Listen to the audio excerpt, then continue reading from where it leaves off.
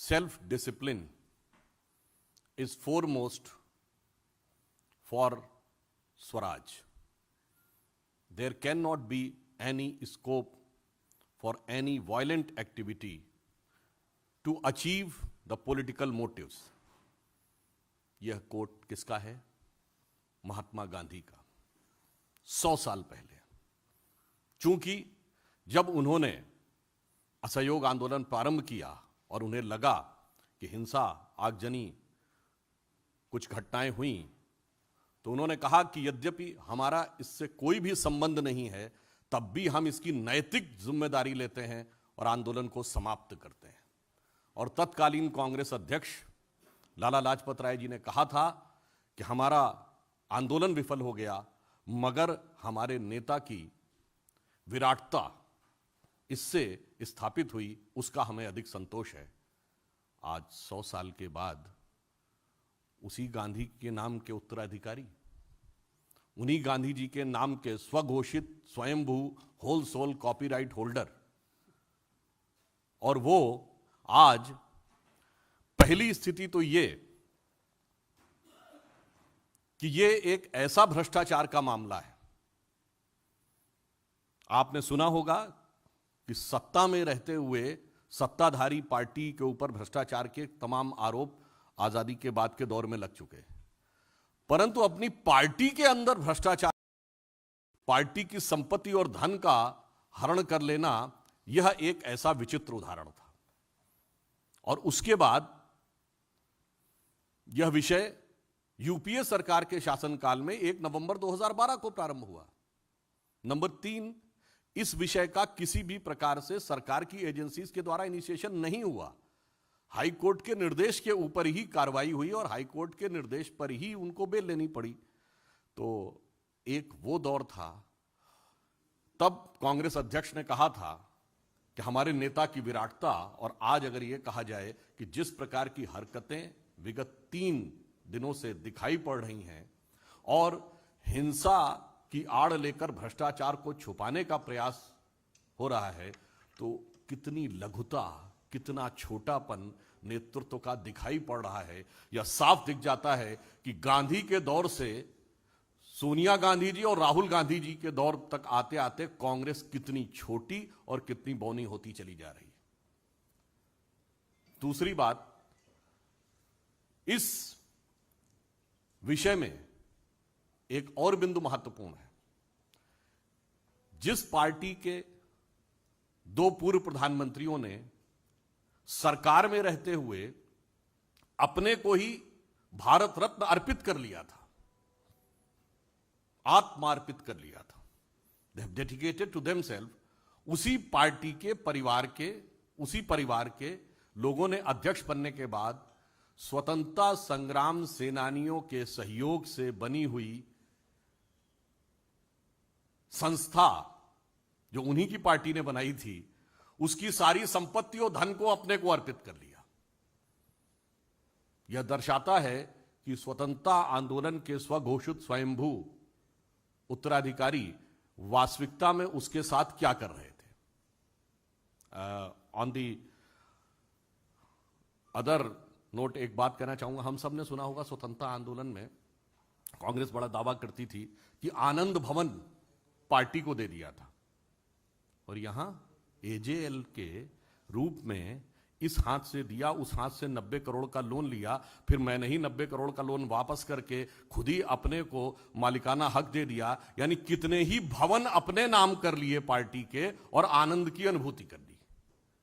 यह दर्शाता है कि उनका रोल पूरी तरीके से रिवर्स हो गया है। और आज के घटनाक्रम पे देखें तो पहले तो पार्टी की संपत्ति, पार्टी से जुड़े हुए ऑर्गेनाइजेशन की संपत्ति और धन अपने नाम किया। अब पार्टी कार्यालय को ही किसी भी प्रकार की उपद्रवीय एक्टिविटियों या इस प्रकार के आंदोलन जिसके कि अंदर आज आगजनी की भी समाचार आए हैं, उसका केंद्र बनाया। यह अपने आप में कांग्रेस के वास्तविक चरित्र को उजागर करता है। और दूसरा मैं यह प्रश्न करना चाहता हूं कि आज सवेरे या जब कांग्रेस ने प्रेस कॉन्फ्रेंस किया था, तो दोनों मुख्यमंत्री उनके उपस्थित थे, उन्होंने अपने विचार अभिव्यक्त किए थे। आज तीसरा दिन है। हम यह पूछना चाहते हैं कि कांग्रेस शासित राज्यों के मुख्यमंत्री अपने राज्य सरकारों का कार्य छोड़कर विगत 3 दिनों से दिल्ली में क्या कर रहे हैं? क्या ये उन राज्य सरकारों में जिन्होंने कांग्रेस को लोकतांत्रिक तरीके से चुना था, उनके साथ एक छल या धोखा नहीं है? हमें इसका उत्तर चाहिए। और दूसरी बात, श्री राहुल गांधी जी आज न कांग्रेस के अध्यक्ष हैं, न नेता प्रतिपक्ष हैं। वो केवल एक सांसद हैं, और वो भी ऐसा नहीं कि अत्यंत वरिष्ठ सांसद हैं। उनसे कहीं अधिक वरिष्ठ सांसद कांग्रेस में हैं। इसका अर्थ यह हो गया कि कांग्रेस में यह प्रमाणित करता है कि कांग्रेस में पद और कद दोनों का कोई महत्व नहीं है, केवल और केवल परिवार की पार्टी है साबित हो गया। अन्यथा श्री राहुल गांधी के लिए सभी मुख्यमंत्रियों का 3 दिन तक अपने राज्य का कार्य छोड़कर दिल्ली में आकर धरना प्रदर्शन करना और कोई कारण बताया ही नहीं जा सकता है। चौथी बात, सरकारी एजेंसियों को काम करने से रोकने के लिए दबाव बनाना और दबाव को झड़प और आगजनी की सीमा तक ले जाना, जो कुछ ये हुआ है, यह दर्शा रहा है कि अगर 3 दिन से यह जमावड़ा हुआ था तो उसका वास्तविक मंतव्य क्या था, वह क्रमशः उजागर होता चला जा रहा है। और वैसे आप सभी लोग यह जानते हैं कि इस विषय पे, तकनीकी पक्ष पे, हमारे पूर्व में पार्टी के नेता और लोग बात कर चुके हैं। एजेंसीज अपना काम कर रही हैं। बड़ी सहज स्वाभाविक सी बात है कि सभी को पता है कि जो कंपनी का भी मालिक वही और पार्टी का मालिक वही। मैं सिंपल सी बात कहूं कि जब 2010 में 90 करोड़ का लोन दिया, किसने? कांग्रेस पार्टी ने। कांग्रेस पार्टी के अध्यक्ष कौन? सोनिया जी। किसको दिया? एजेएल को। उसमें कौन? हम ही। उसके बाद सारी संपत्तियां एजेएल की कांग्रेस पार्टी के पास आ गई। किसके पास? हमारे पास। फिर हमने ही लोन, किसने लोन माफ कर दिया? कांग्रेस पार्टी ने। जिसका अध्यक्ष कौन? सोनिया जी। साहब, आपने तो सुना होगा, तेरा तुझको अर्पित क्या लागे मेरा। यहां तो तेरा मुझको अर्पित क्या लागे तेरा। ये भारत की जनता नहीं, ये कांग्रेस के कार्यकर्ताओं के साथ क्या किया है। हमारे पार्टी का नेतृत्व यह कहता है कि तन समर्पित, मन समर्पित और यह जीवन समर्पित, और चाहता हूं देश की धरती तुझे कुछ और दूं। और वो ये कहते हैं कि तेरा तन मन धन सब मेरे को समर्पित। इसलिए यह प्रकरण भारत के इन्वेस्टिगेटिव इतिहास का अपने आप में एक अद्भुत और विचित्र उदाहरण है। और मैं पुनः इसको रेखांकित कर देता हूं। यह विषय यूपीए सरकार के शासनकाल में शुरू हुआ। नंबर 2, जो जमानत लेनी पड़ी वो न्यायालय के आदेश पे लेनी पड़ी। नंबर 3, यह पार्टी के अंदर की संपत्तियों का अधिग्रहण किया गया।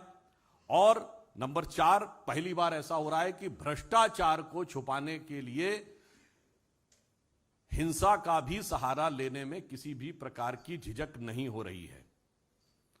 और अंतिम बिंदु, कांग्रेस अब साफ दिखाई पड़ रही है कि यह पार्टी नहीं, परिवार हो गई है।